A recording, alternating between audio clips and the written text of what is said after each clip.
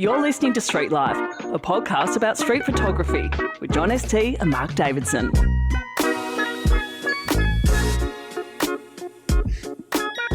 You're listening to Street Life. I'm Mark Davidson, a street photographer from Melbourne, Australia, and with me, as he always is, the man whose crops never fail, my mate, Mr. John ST. How you doing? I'm doing really well, thanks, Mark. How are you? Very well, very well. Well, I was going to ask you, crop, yes or no? Yeah. Yes? Yeah, I crop in, yeah, of course. Yeah.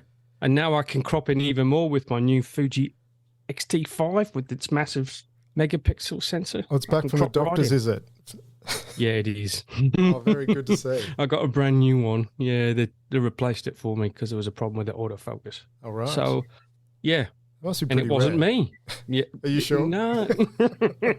They tried to tell them it was me, but it wasn't. No. So they're very kind. George's camera swapped it over, and yeah, it's going really well. Yeah, so cropping. I think so too. Look, I try not to, but you know. By the way, I crop with my feet. Do you? That's great, Martin. It's called zooming with your feet, isn't it? It's called going in and out until it's about right.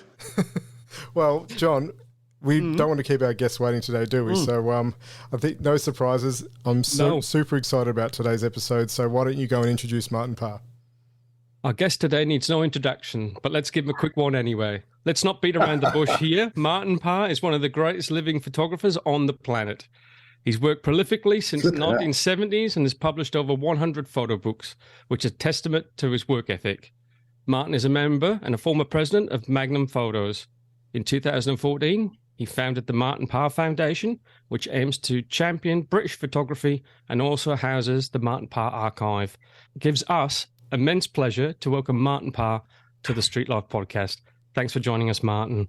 No problem. Martin, it's an absolute honour to speak with you. Thank you so much for your time. Let's start at the beginning, shall we? You grew up in Surrey. Your parents were keen bird watchers, I believe. So tell us about life growing up there and what influence your parents had on your photography, if any. Well, I was brought up in Surrey, which is the sort of suburbs of London. A pretty boring place, to be absolutely honest. And then in my childhood, I went up and visited my grandfather, who lived in the north of England.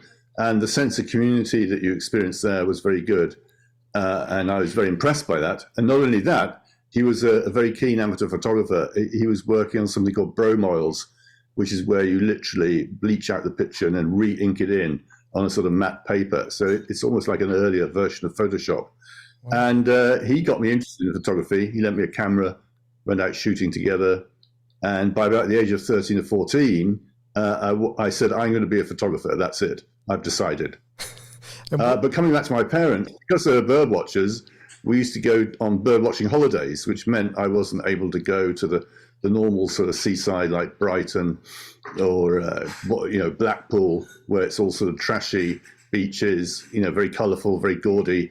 And that's really why during my 50-year career, I've always been attracted to very colourful, bright seaside resorts.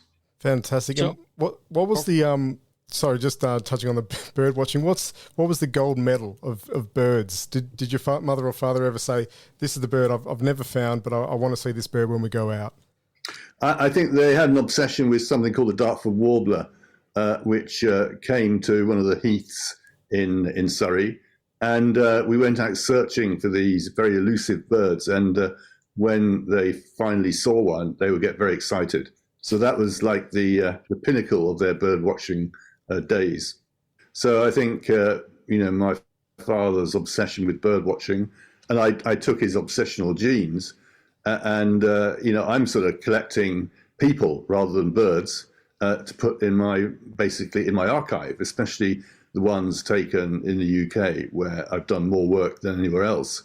And I guess the legacy I'm working towards, because I'm now sort of, I'm in the departure lounge, if you like, part of my career, is to leave this archive of images that I've collected about my time on this planet, and in particular, the UK.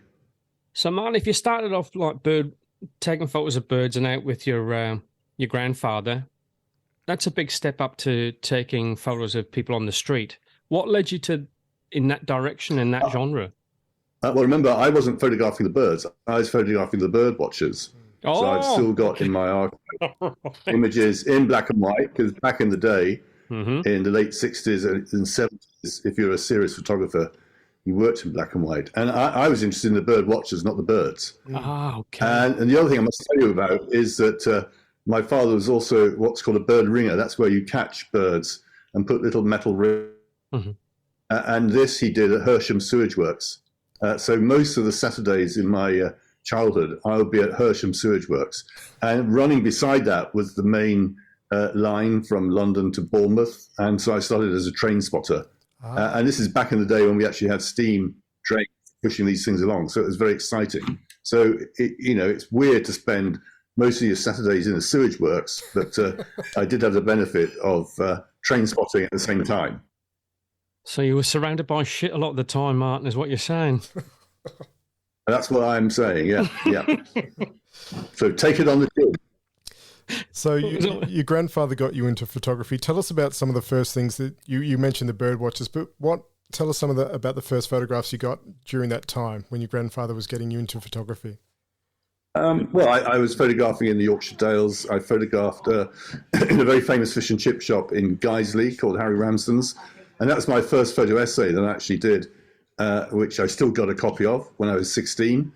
And then I started to put a photo together to, make sure that I got into a photography course here in the UK. So I got accepted at 3 colleges.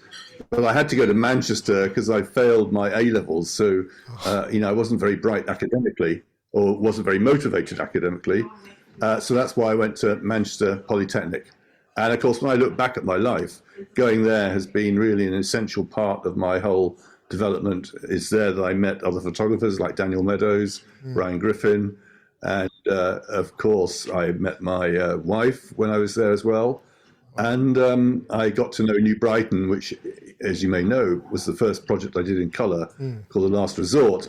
And that, if you like, launched my career beyond the UK. So it was, if I hadn't gone to Manchester, in other words, if I'd have passed 2 A-levels, I'd have gone to Derby, and God knows how my career would have panned out. You may not be speaking to me today if I'd done that. Well, thank God you didn't try harder at school, yeah.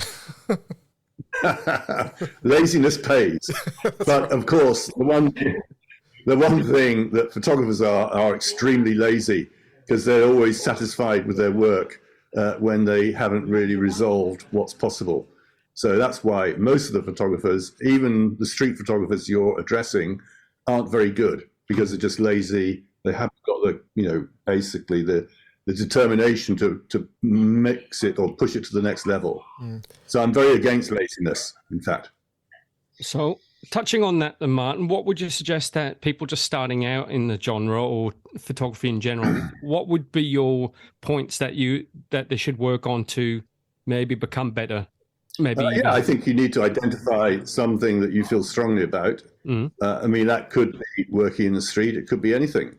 And you apply yourself, you look at other photographers, you see what they've done, you learn from their achievements, and you then try and apply this to your subject matter. And if you get excited and find a new way of, if you like, portraying what you see in front of you, you could hit lucky and become an interesting photographer. But most of you won't. That's the thing to remember. We are surrounded by failure. I mean, most of the pictures I take are failures, so if I get 10 good pictures a year, I'm thinking I'm doing pretty well. And that means all the other pictures, they may have information in which makes them of value in the documentary mode, but they're basically failures. Now, this is really interesting to me, Martin. I've heard you say that photographers can be lazy before, and it really sort of chimes with me because, so you're saying to be successful at the thing we do, street photography or photography in general, it has to obsess you. You have to go out constantly and never put down the camera. Yeah. And if you're thinking, how can I be a successful photographer? That means you're going to fail as well, because it's just something that will happen inside you. It'll be an intuitive feeling, and then you'll find a way of expressing that, and it'll have some originality in it. And you can't expect this to happen when you're 17. You've got to be at it for a while before you've got those skills to sort of turn your vision into photographs. Well, do you remember the first time when photography first sort of clicked for you, when you looked at your photos and thought, "Gee whiz, I'm actually pretty good at this"? I never use that language, but the first time I really hit something that got me excited was when I was at college, and one of the people I lived with's brother was in a mental hospital. We went to visit him one night, and I was really struck by this hospital and got permission from them to go back, and over a 3-month period did a whole documentation on Prestwich Mental Hospital. And that's really the first time when I think my photography really took off. And that's because I was obsessed with the subject. I wanted to do it justice. It's very strong visually. I mean, I know photographing in mental hospitals is not very original, because there's a whole genre of photographers that have done that, because it's easy pickings, if you like, because people look a bit weird. But nonetheless, it's the thing that sort of, I connect with, that gave me the sort of, if you like, the fuel to move forward and push it further. So, Martin, you just said, if someone's starting out, they should look at photo books, look at what other photographers are doing who have become successful. Who were the main influences in your road into street photography, and what? I guess, at college, I was introduced to the work by a visiting lecturer called Bill Jay, to the work of Tony Ray Jones. And have you heard of him down there? Yes, yeah, I've heard of him, yes. Good. And he was a brilliant photographer, and he basically went over to America and learned, if you like, the new language of photography, which is emerging with people like Frank Winogrand Friedlander, brought that back to the UK, and then did this trip around the UK in the late 60s in his camper van. And the pictures that he got from that were really quite something. Sadly, he died very young, at the age of 30, from leukemia. Wow. And the book that he did was only published posthumously after he died in 1972. And so I never met him. And I think the other main influence was Winogrand. I just love his pictures on the street, anywhere. He's really got a sort of powerful vision. That's the thing we've been talking about. You can tell a Winogrand when you look at it. Yes. In the same way you'd be able to tell a Tony Ray Jones when you look at it. So that's an important part. So I guess those two people I would put down to being my main influence. And these were published in a magazine called Creative Camera, which was brilliant. So in the late 70s, early 80s, that's when we saw the pictures, and they would publish the pictures from America, like Robert Frank, like Friedlander, that crew, who really turned things around in the States in the 1970s and 60s. Well, Tony Ray Jones and Gary Winogrand were photographing in black and white, and they had an early influence on you. And I know you started out in black and white with your Hebden Bridge project, but you're very much known for your colour work. So tell us about that switch. Was it an easy transition for you at the time? Yeah, absolutely. So a couple of things that influenced that. First off, we began to see colour photography being taken seriously in America. The likes of Eggleston had his big famous show in '76 at MoMA. Joel Mayeritz, etc. And there's a woman called Sally O'Clair who had done a book called A New Colour, and she came to the UK, showed these pictures, she toured around, so I saw that. And also I started to collect the postcards of people like John Hind, and they were very brightly coloured. And I'd done some work at these weird places we have called Butlins holiday camps, and I was doing them in black and white. And I looked at them and I thought, this is rubbish. This doesn't catch the atmosphere and the colour and the vibrancy of what's going on. So I think those two combined meant that in '82, I was living in Ireland previously to that. I moved back to the UK. And the other thing that happened, they'd introduced this new camera called a Plough-Bell, which is a 6x7 camera, very easy to use, very small. And I bought one of those and started photographing in New Brighton, which is a seaside resort just down the road. And that turned out to be the last resort, which you may know, you may have seen, yes, if you like, started a career internationally rather than just in the UK. I'm very familiar with Butlins myself, Martin. I holidayed there as a child many times, up in Ayr in Scotland. Very interesting. Were you conceived at Butlins, do you think? What was that, Martin? Did you get that? I said, were you conceived at Butlins? No, I don't think so, Martin. No. You might be in one of the photos, okay. John. I hope I'm not a redcoat or something like that. They won't know what a redcoat is. I know what they are. Yeah. I don't... Okay, very good. Are they like volunteers or something, are they? Or it's just the people that work there. No, they're the people that they're the entertainment officers. Right. They were the people who had to be very outgoing, had to be very jolly. they'd be going around making sure everyone was having a good time And they did. and organising the entertainment. Yeah, I had a great time up in Butlins. I loved it when I used to go. It was the best thing since sliced bread. So, Martin, by your old admission... I'm just going to reveal my T-shirt behind there, in case anyone's wondering. Atlanta. Yeah, tell us about this T-shirt. Atlanta, it's a picture I took in Atlanta that's turned into a T-shirt. I have a lot of merchandising. People love to use my pictures for anything from tea towels to umbrellas to T-shirts and handbags. Fantastic. Right. It's part of my attempt to be a promiscuous photographer. Can people buy that T-shirt on your website, Martin? No, not that one, but we have got... no, I didn't think got... But have a look at the website. Yes, and by the way, everyone, Martin Parr Foundation website, fantastic library of books, many of them signed by the authors. Tonight we got David Hearn, the esteemed photographer from Magnum, launching his new book at the age of 89. We'll have signed copies of that on the site. So help your asses, buy some of these books and help keep the foundation going. There you go. There's a big plug for Martin Parr Foundation. Well done, Martin. You're a natural. Good. Glad to get that in. So, Martin, touching on Magnum, because you brought it up, what was the big attraction for you to join Magnum? And, why did you want to? I think I liked the people in Magnum. I knew the ones who lived in the UK. People like David Hearn. I knew very well. I was doing some teaching with him. And I like this idea of it being a cooperative. And, of course, what they can do is license pictures, which, I wasn't really able to do on my own. So I thought this is a place that it could be very good for me in terms of my career. And then you may know there was a lot of controversy when I tried to apply. Yes. I was showing my New Brighton pictures, and the advance guard of anti-Parr was led by Philip Jones Griffiths, who really disliked these pictures. And he tried to persuade people not to vote me in. But eventually I did become a member, just by one vote, I hasten to add. And, I've been a member ever since. Martin, did he ever explain to you why he was so objective towards your images? Well, he didn't speak to me, but he did explain to, I guess his Magnum colleagues that he thought I was a fascist and I was part of the Thatcher regime. Oh. And, these pictures I took in New Brighton, if they're going to be political, they came from the left, because I was trying to show people in the South that, you've got this very shabby backdrop, but still the families went there with their kids. They had a day out in New Brighton. And in fact, I've just been back there doing some filming, and it's really tidied up now. So it's almost slightly gentrified. So it hasn't quite got the atmosphere that it had back in the 80s.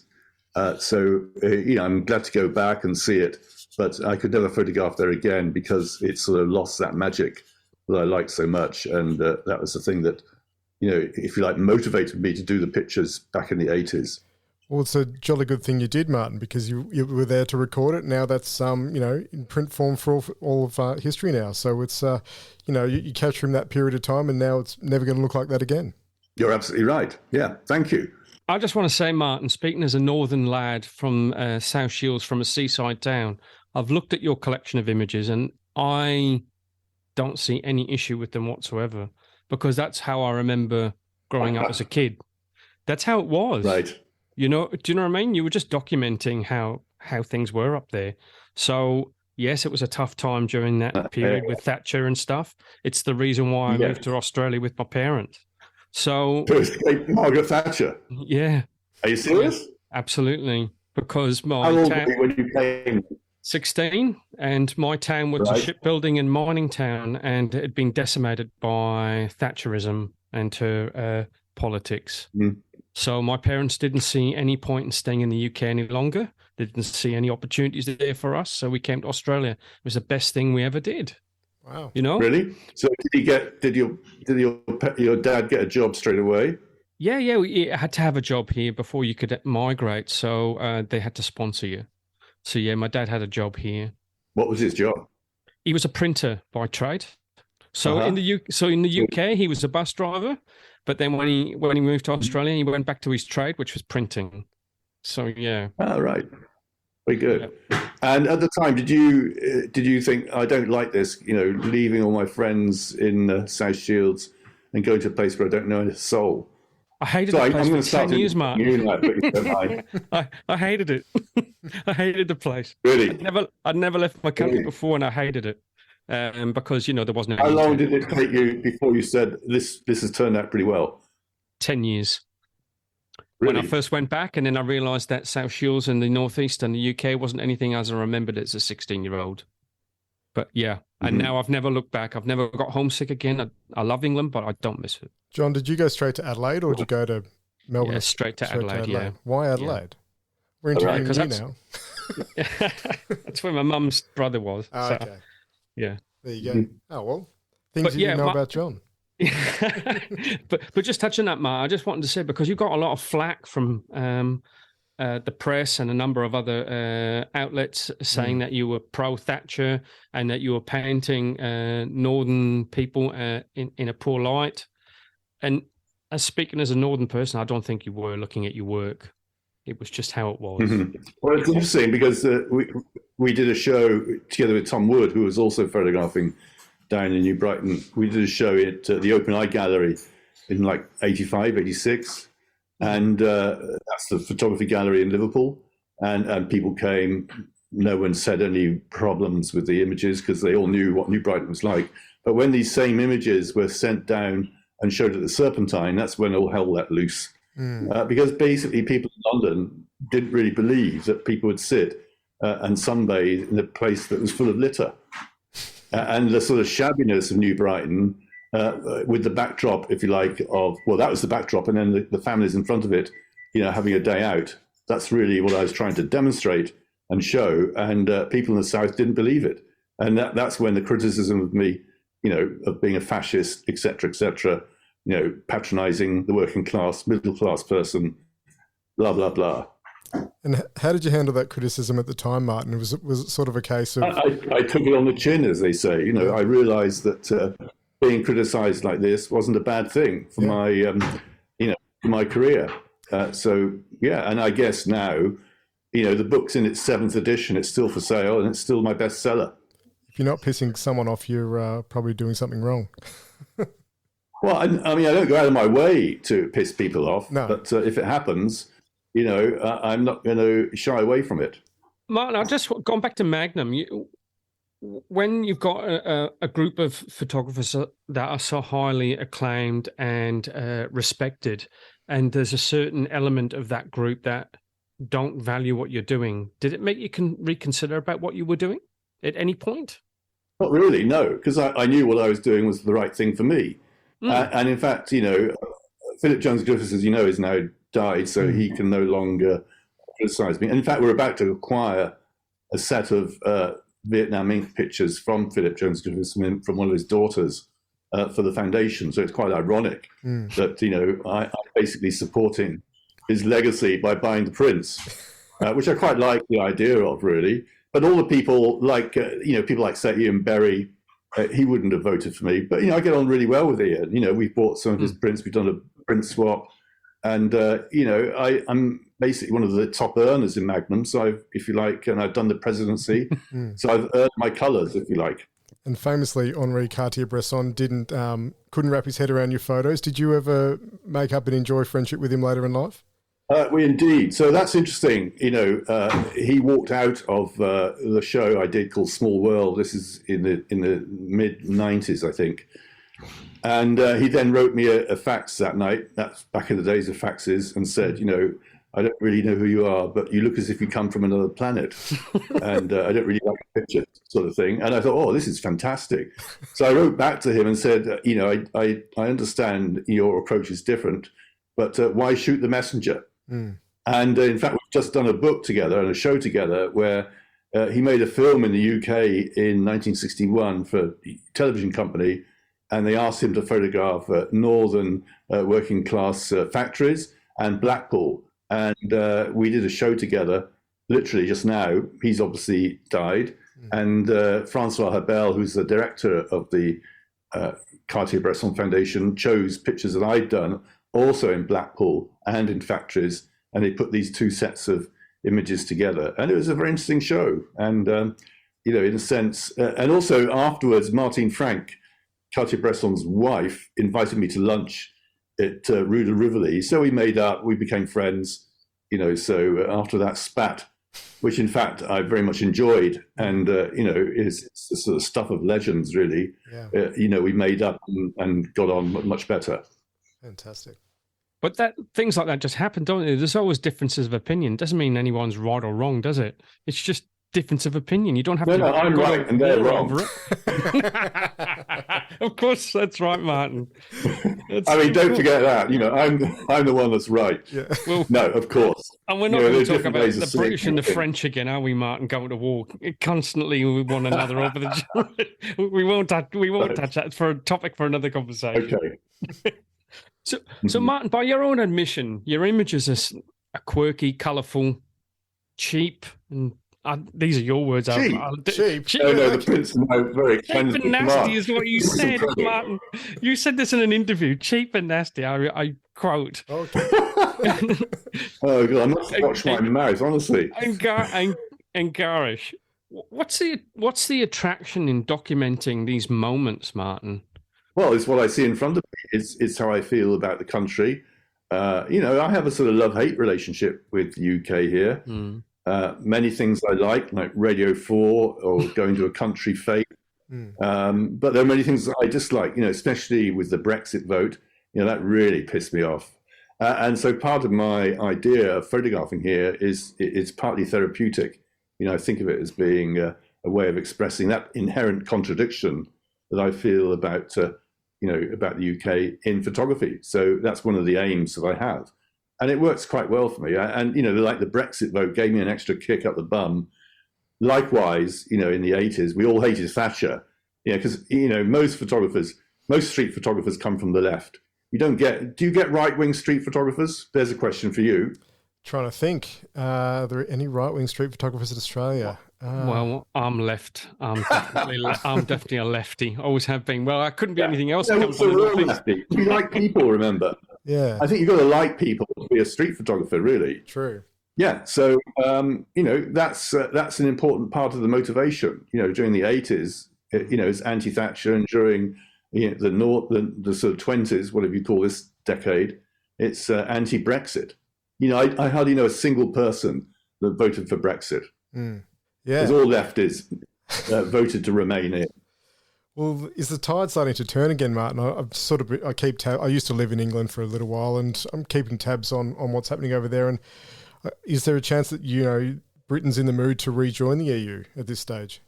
It can't happen yet. It's something I think will happen. When I'm dead. Actually, I think in 20, 30 years' time, because the Labour Party are a bit sort of torn with this, because Jeremy Corbyn actually wasn't a very committed Remainer. And Keir Starmer, the now leader, he was very much a Remainer, but he had to basically keep mum. He couldn't really say too much, because a lot of the Labour voters, the traditional working class ones, would be very pro-Brexit. Yeah. So it's a very complicated political situation. We don't want to go into details of that, but enough to say that it's complicated. It is. Oh, it's not an easy topic. I understand. I'm not from the UK, but I've spoken to a lot of my friends and family about Brexit, and very interesting, different sides of the story depending on where you sit. So, but anyway, that's another topic, Martin. That's another topic. Well, we're touching on that in a sense. So you're known for photographing Britain as a whole and its leisure pursuits. Is there an activity or subject you haven't photographed that you wish you had over the journey? There's lots of things I wish I'd figured out. I wish I'd done more pictures on the miners' strike. I hardly did any. In fact, we're doing a show of the miners' strike because it's 40 years since it was on next year. And I can't be one of the people supplying images because I didn't really photograph it. So looking back now, I'm really pissed off with myself for missing that opportunity, for example. So yeah, there are many things I haven't photographed. You can't photograph everything. No. But I have done things that I think are, I like leisure pursuits. They come in all shapes and sizes. And I'm always going to sort of agricultural shows. I can't get enough of things like that, where there's lots of people, stuff happening, and, it's all good. So, Martin, you like to capture the nostalgic type side of Britain, How do you feel about the people who are making... Not just that. No, but remember, I did a lot of pictures in the 80s of people in supermarkets. Oh, and back in the day, Yeah. No one photographed at supermarkets. It wasn't regarded as a serious subject. So I photographed people filling their cars up with petrol. You think, what a dull subject. But then you look back now, to these pictures taken 30, 40 years ago, they look pretty interesting. The pumps have changed, cars have changed, fashions have changed.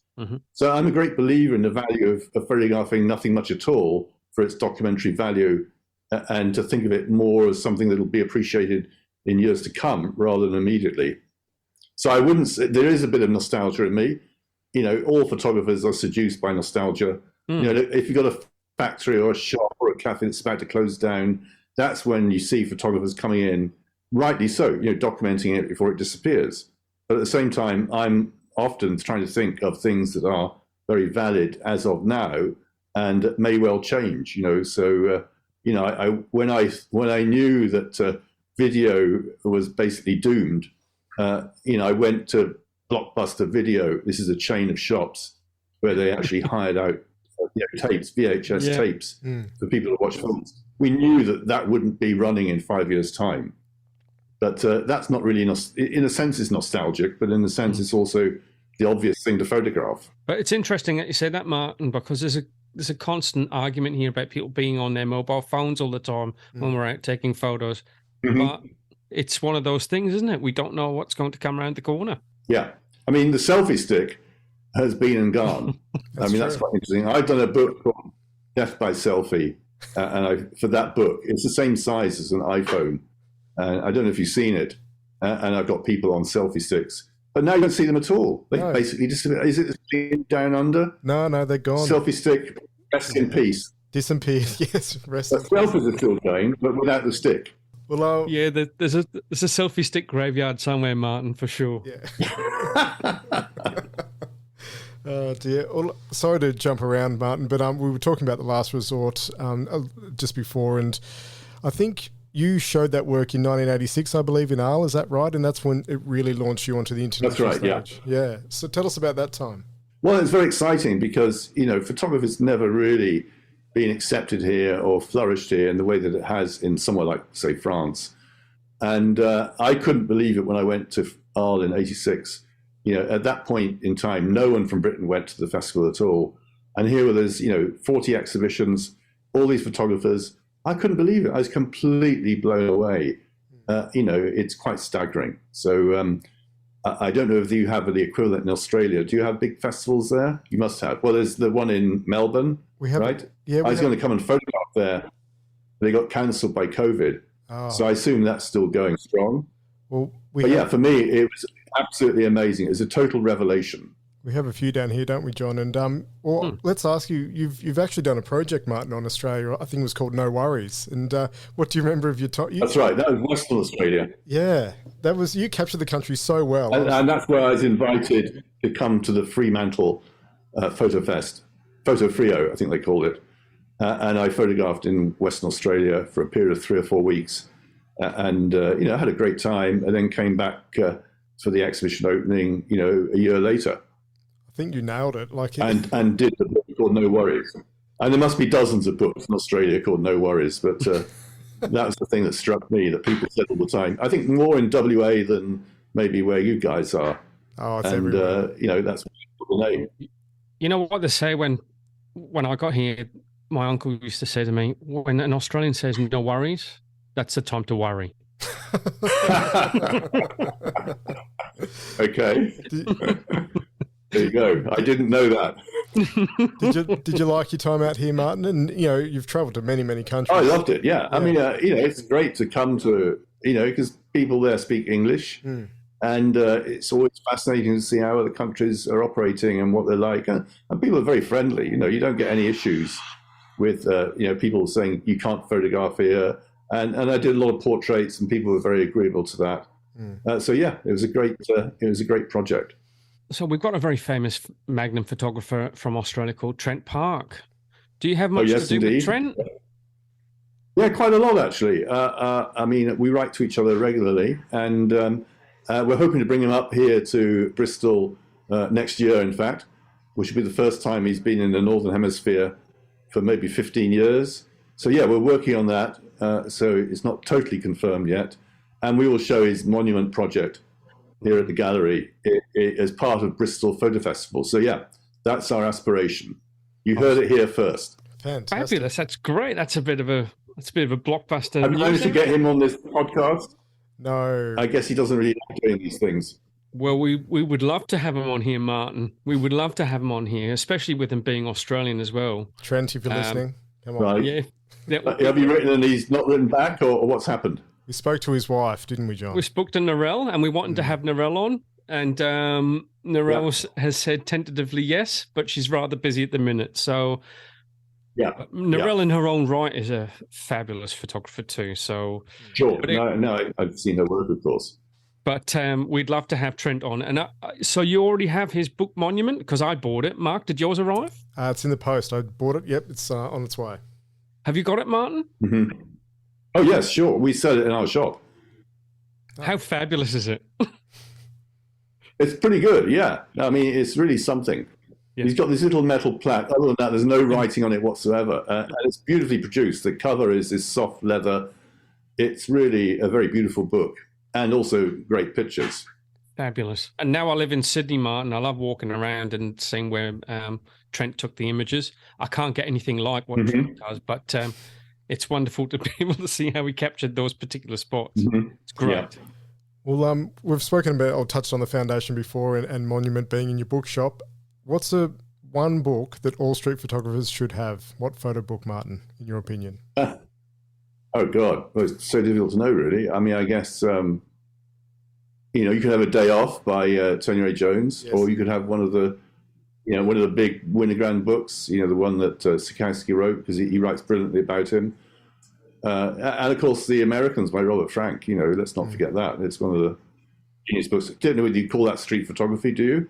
I guess so. I guess you do. I mean, Street, yeah. back in in the 80s, street photography wasn't sort of described in the way that it is now. And now you have, people like you're a street photography, podcast, and there's street photography festivals. It's weird how suddenly it's become a thing, a genre in its own right. I guess launched by that book with that Thames and Hudson did with the Matt Stewart pigeon picture on the front. I can't remember what it's called now. Probably street photography. And there have been many more since then. Yes, exactly. What do you just classify yourself as a photographer, Martin, not necessarily a street photographer? Yes. Yeah. I don't think of myself as a street photographer. No. But I have done many pictures on the street and continue to do so. And, I'm always photographing the crowds coming towards me. It's very difficult to make one of those pictures really work. Yeah. So, I'm frustrated by and entertained by the concept of being a street photographer. And it seems to be, well, in particular, our experience, Mark, is that people have very rigid thoughts about what is street photography. And this seems to have happened in the last 20, 30 years, 20 years, maybe even less. And right. What would you, in your opinion, you've said, Martin, that you don't really consider you a street photographer anymore, of a documentary type style photographer. But what would you consider a street photographer? Does it have to have a person in the frame, Martin, in your opinion? Oh, I'd say so, yeah. Well, I mean, I guess you could photograph streets. I mean, I don't know really the rules to define where street photography ends and it sort of starts. I just don't know. That's basically I should be asking you that same question. But you get very good people like you got Philip Lockett de Corsia. He did great street photography. I mean, occasionally people invent new ways of looking at it. I remember seeing the first Eamon Doyle book. Do you know Eamon Doyle down there? I haven't Irish heard photographer. Of him. No, I'll look him up. No, I mean, he did a radical street photography book, which came out maybe 10, 12 years ago. It's basically, his title is just an exclamation mark. Check him out. It's very good. And he did a completely different type of street photography. Bruce Gilden's another one. I'm sure you've heard of him. Yeah. I mean, but you can tell a Bruce Gilden, you can tell an Eamon Doyle when you see them. And that's the thing you've got to do. You've got to find a different way of looking at it and connecting to it. Not easy to do, because most things have been done. No, as you well know. Absolutely, it's not easy to do. I have heard. So why don't you just stop being street photographers and go and be wedding photographers? Much more interesting. No, not for me. I suggest you dismantle this podcast, this group. You're going nowhere. You're chasing up your own arses. Get off the bandwagon of street photography. It's the end, everyone. We're going to do. You know It's what, our last Martin? episode, We're going to John. take up that challenge. We're going to prove you. The last episode. I'm very glad to sign off as the last episode. Bye-bye, street photography. Oh dear. Well, It's gone forever. Martin, there's so much we could ask you. I know your time's. Listen, you said it was half an hour. I mean, we're 45 minutes already. Are we? Oh, you're right. So, well, can I just ask you one quick question? Here's a follow-up one. I have heard you say that Dougie Wallace is one of the best street photographers plying his trade at the moment. Who else should we look out for? You mentioned Eamon. Who else's work do you like at the moment? Well, I mean, I've got some of these more recent. There's a girl called Paul Baldessari we like very much. We're just printing up some of his work for our collection. Eamon Doyle, I've got a whole set of those early Eamon Doyle pictures. They're really good. I don't. I mean, there's certain people in America that are pretty good. Sorry, I'm not very good on these names. No, that's all right. I know there's 4 or 5 of these people are very good. I mean, it's as I said before, it's making sure that their distinctive style and approach and connection to the street is amplified in the images. I guess you could say Trent's a street photographer, especially with the Monument book, because it's all done on the street in Sydney with this very strong light. So there's no other book like Monument, for example. So Martin, we're just going to finish. He's a great photographer. Sorry. No, we're just going to finish up because we know you're a bit short of time or whatever. But we always ask one question. It's a bit. I got all the time in the world here. Oh, you got all the time in the world. Oh, we'll ask you some more. I got the longest podcast. Everyone else is half an hour, and I'm at 45 minutes. Doesn't feel right. Well, it's going to be the last one ever since street photography's dead, so we want to go out in a bang. So, well, I tell you what, we're going out in a high, and we've got Martin Parr as the last one ever, so no one can touch that. So, Martin, I just want to say, you collect a lot of photo books, and you collect a lot of other things as well. Now, I want to ask you a question. Are you? Yeah, a lot. You're almost like a small library, Martin. I don't want to say. Yeah, a big library, I'd say. We've got 5,000 books here. That's a lot. But you don't just collect photo books, Martin. When I was doing a bit of research on you, you collect like trays and postcards. And now, would you say you're a collector, or would you say you're a hoarder, Martin? Yeah. I'm both, really. It's partly a disease. I am a collector. I'm a hoarder. Yeah, so luckily I've got someone to put it all, and I have to sort of, if you like, earn the ability to sort of do this. So I think photography is a form of collecting as well. It is. You out in the world, you try and find ways of putting these pictures together, to try and make sense of it all, and really try and articulate your contradictory feelings about the world that we live in, which is, as I've explained before, one of the motivations. So, Martin, we all know that behind every good man there's a strong woman. How does your wife deal with your obsession? She's very tolerant, but that's a bit. You've got to be careful there, because there's many men who've got a man behind them as well, right? There are. So these days. careful with your language. Yes. Oh, yes. I know. So, yes. No. My wife is very tolerant, and she's been a great supporter. And she goes swimming, so I wait for her when she's swimming, and she waits for me when I'm photographing. So it's worked out fine. As you said earlier, we spoke about how you're obsessive with the medium, and most street photographers are lazy and no good. Just want to ask you, I remember a baseball player, Lefty Gomez. He once said that he'd rather be lucky than good. So has luck played any part in your career, or do you have to be good to achieve success? Absolutely. I was talking about if had not gone to Manchester, so that was a bit of luck that I failed my A-levels. But I think luck is earned, so if you're out there long enough seeking to look for, a picture that works for you, you have to take all the bad ones in order to get the good ones. So, and that's often a bit of luck, where things are happening in front of you that really look great in the picture. So luck is earned, is what I say. And the old adage is you make your own luck, don't you, Martin?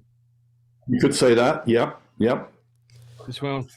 So, Martin, 100 photo books. Have you actually really published 100 photo books? That just sounds like an amazing amount. Is that? Yes, no, I have. You go on my site and you can see them all, in fact. Wow. And go on to the Parr Foundation bookshop. We've got at least 30 books there, all different all signed, ready and waiting to be posted to Australia. Absolutely. Is there one you're most proud of, Martin? I know it's hard to, split them, but... Well, it's still the last resort, because even though it's 40 years old now, it's still the one that I'm best known for. And it's, even I admit it's a pretty good set of pictures. It is. Yeah. Right time, right place. That's what makes it. I was looking at it today. It's, fabulous work. Just amazing. So, Martin, the last resort, you captured like the British seaside towns so beautifully, even one seaside town, yeah. Well, one seaside town. You said you've been to Blackpool and you've been to places like that. Are you shocked at the decline of these once magnificent holiday destinations in the UK? Because they're in... well, interestingly, the seaside resorts around the country are usually the most deprived cities, in the country. And Blackpool is probably the most deprived city, even though it's got 3 miles of frontage and, 500 hotels. If you just go behind it, you can see, some of the houses are pretty bad. The rents are cheap. Often with these seaside resorts, people who are actually born there can't afford to buy a house because there's all these people that buy second homes in the more beautiful seaside resorts. So there's lots of problems with seaside resorts. And the funny thing is that that they can be very depressing, and yet of course they're very colourful. So that sort of inherent contradiction also is something that appeals to me as well. You don't think you'd do a follow-up of the decline of seaside resorts around the UK? No, because I do it automatically in a sense, because I still go around and photograph at different sorts. Last week I was in Blackpool and indeed New Brighton with a film crew, just checking it out and looking at it and taking some pictures at the same time. Was there any project you're working on now, Martin, that you can tell us about? Well, there's that potential film, which is coming out initially for French television. It may move to a limited cinema release as well. It's yet to be decided. But I'm working on that. And working at the foundation, we spend a lot of time here. And of course, photographing. It's just the summer has finished here now. And now we have a heat wave, ironically, and it's in September. Over the summer, I was photographing in many places. So yes, that continual desire to document the UK carries on. And Ireland. I went to Ireland as well this year to check that out. I hadn't been for a while, so I wanted to see what was going on. What was going on? That's a country that's changed dramatically. I lived there for 2 years, the very early 80s, and then it was a very backward country. And now, it's very wealthy. It's got a lot of IT headquarters. European, American companies use Ireland because the tax rates are there very, very low, and it's completely changed around. They got a gay Taoiseach, that's the Prime Minister. Given it's a very strong Catholic country, that's quite remarkable. They voted for gay weddings. 40 years ago, this would be completely off the agenda. So I did a book called From the Pope to a Flat White. So I photographed in 79, the Pope's visit. And then I went back to Dublin in 2019 and photographed the gentrified, modern, wealthy Dublin. And if you like, the coffee bar and the flat white, which you know what it is, right? Because if you talk to someone in Spain, they know flat white. It's an Australian I think you guys invented it. We did, yes, we did. That's one of the things that Australia has brought to the world. Trent Park and flat whites, that's it. The Irish book that I did and had an exhibition which toured around Ireland, went to Boston, and then also went to Paris during Paris Photo last year. So, Martin, let's talk about a topic that's on everybody's lips at the minute, and maybe the challenges around it, because you've been around long enough to go through film and then onto digital, which was the end of photography, and then Photoshop was the end of photography.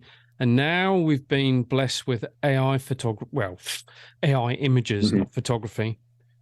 Where do you see photography going in the future, Martin? And do you think there's an issue or there's a menace with AI-created images? Yeah, no, I'm not as threatened by AI as a lot of photographers are. Magnum, some of them are really very scared about that. But I don't think you can beat the personal vision of a photographer. I don't think AI could ever invent some of the best photographs that we've seen because they're so weird and indescribable. So I'm not that bothered by it. We all said that about Photoshop, like 10 years ago. Yep. And it hasn't really, I mean, of course you can change anything in a picture now, but we know, like in Magnum, you've got to declare that if you've done anything to it beyond just sort of the simple crop or, a bit of dodging and burning, done on Photoshop or actually in black and white. So yeah, I'm not as alarmed by that as a lot of people are. But I'm going to a conference on AI at the Royal Photography Society in October, so I'll learn a lot more about it then. Well, Martin, we have run horribly over time. I promise we've just got a couple of quick ones. I just want to ask you, if you're starting out now, what advice would you give to a young Martin Parr just getting into photography now?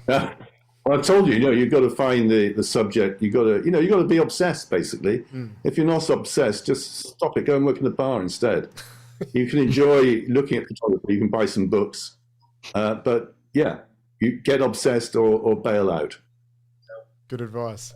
So, Martin, you've created a number of, over 100 books, and I'm aware that you've had some health issues over the last year. Is that correct? Are you on the mend? Oh yeah, no, I've got something called.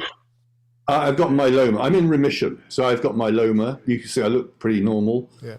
It means when I go around and photograph, I have a rollator. That's the thing you sort of push, and I can sit down on that because I can't stand for more than say 10 minutes without getting a backache. So yeah, it's a problem, but it hasn't stopped me working. And in fact, if anything, I'm working harder now than ever before because the end is in sight, and I want to get more pictures in the archive before I pop my clogs. Unfortunately, as we get older, we realize that time does rapidly advance a lot quicker than we would like. Yes, it keeps going. Yep. Yeah. No, you're absolutely right. So, Martin, you mentioned that you were put in one of your chats that you were possibly going to be going around in a wheelchair or golfer. Are you going to release a book that's called Images from a Golfer, a below par perspective? No, I have. Yes, I mean, I'm not going to do that, but I do have an electric trolley thing that I also go around on. Normally, it's better for me just to push it manually, and then it doesn't run out of battery. That's the idea, anyway. Well, Martin, you've set up the foundation. Do you ever think about your legacy? So, how do you want your photographs to be remembered in 50 years' time? Well, I guess just the fact that they're there, it's my time in the UK that I'm showing, and that's it. I haven't really thought more than that. And with time running out, Martin, what's the one thing that you really want to knock at? Well, Martin's mentioned it numerous times that he's trying to pump out as much work as he can before he kick. Yep. What is the most important project that you're working on that, if you only had one? Well, as I say, the furtherance of the UK archive. I hadn't got pictures from the Lake District, which is probably the #1 national park.